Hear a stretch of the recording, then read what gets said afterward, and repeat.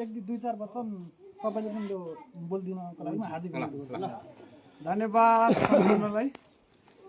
विशेष त अब यहाँ दाइ दिदी अनि आमा बुवा नै हुनुहुन्छ। अब निर्वाचित भइयो है तपाईँहरूले होइन, तपाईँहरूले भोट दिनुभयो। अब हिजो आफ्नो आफ्नो पार्टी थियौँ, आज म साझा भएँ। तपाईँहरूको पनि हो म है, तपाईँको साझा हो। र म तपाईँलाई के भन्छु भने यो बाटो अस्ति पनि हेऱ्यो, म आएको आज पनि आएको छु। म इमानको साथ काम गर्छु, जति सक्ने यहाँको विकासको निम्ति प्रयत्न गर्छु। त्यो यसो सांसदमा अनि यहाँको युवालाई पनि सोध्नु म कति चाहिँ सक्रिय काम गर्छु भन्ने कुरा बुवा आमालाई पनि त्यो आग्रह गर्छु। र म पार्टी पनि छुटाउँदिनँ, जाति पनि छुटाउँदिनँ, धर्म पनि छुटाउँदिनँ, भूगोल पनि छुटाउँदिनँ। हेर्नुहोस् म निष्पक्ष काम गर्छु है हजुर। म निष्पक्ष काम गर्छु है।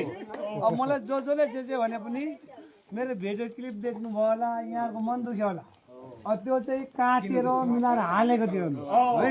काटेर मिलाएर हाल्यो। मैले लामो चाहिँ भिडियो बोलाएको थिएँ। मैले के भनेको थिएँ भने त्यसमा जन्मिँदा कोही सूत्र अछुत्र उच्च निचा हुँदैन, मान्छे भएर जन्मिने हो, मान्छेले विभेद नगराऊ भनेको थिएँ है। अनि त्यसमा चाहिँ त्यो मिलाएर के बनाए त्यसमा चाहिँ मैले पनि विभेद गरेँ भने मलाई पनि तपाईँको कारवाही गर्नुपर्छ भनेको थिएँ क्या। त्यसमा अनि त्यो हिसाबले चाहिँ मैले बोलाएको थिएँ।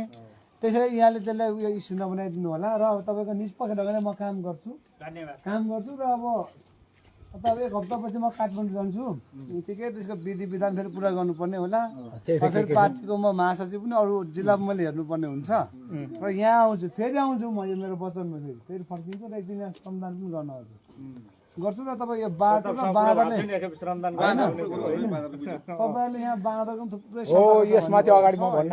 अघि त किसानहरू हेर्दै गएँ। त्यसैले कानुनी प्रावधान के छ हेर्छु है। अनि यसलाई के गर्नु सकिन्छ त्यो पनि गराउँला, सबैले मिलेर गरौँ होइन।